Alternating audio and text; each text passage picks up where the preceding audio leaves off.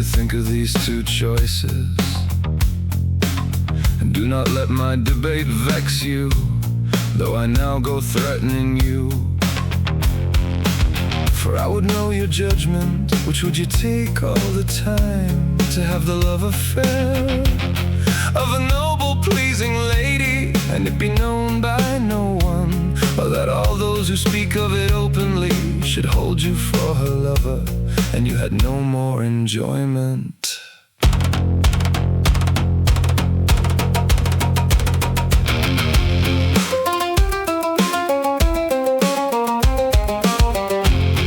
Gillam, you truly take me for a child when you divide the pleasing deeds of love equally for me between the truth of a liar and a deceiver.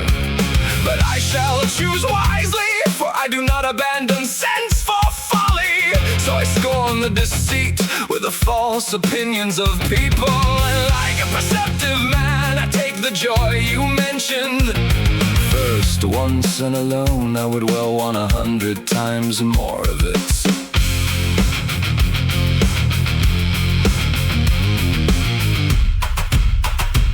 I'm Marmel, too greatly added at frack when one takes counsel from you. For in your own need you are so lacking that you recognize neither profit nor harm.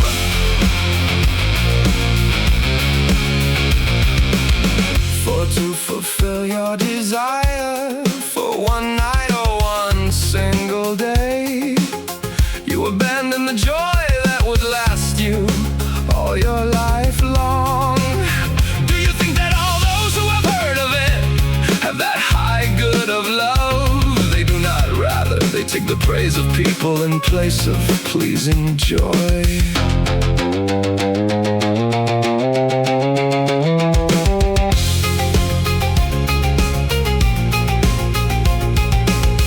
I have learned by loving to desire the joy of secret love, and you seem to me bare of love, you who go spreading false rumors.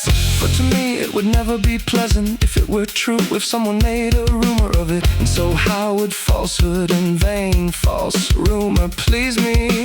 I know that if I had wished for rumor, I would many times have lost the joy of love I was seeking, which afterward held me joyful in secret. Lafranc, you have a base desire, and I see you very little covetous of joy or eager for honor, since you thus hold in scorn the honor and public renown for a joy of which no one would know. For a treasure would never be worth anything if one hid it without showing it, more than a stone without virtue. You have mentioned a strange plea for miserly, tight-fisted and stingy men. We'll all hold your judgment good.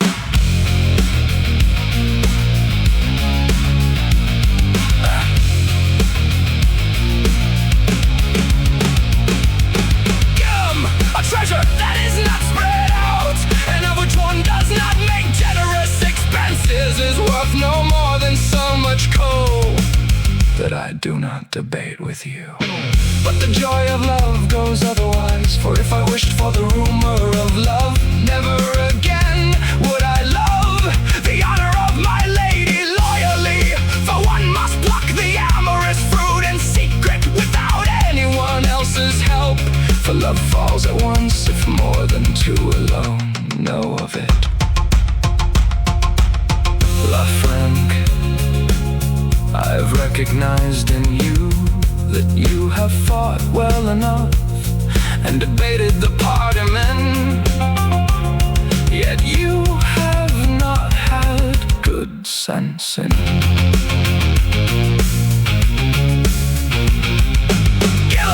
since I have vanquished you without wisdom, which I did not have if I had enough learning. See how quickly I would conquer you.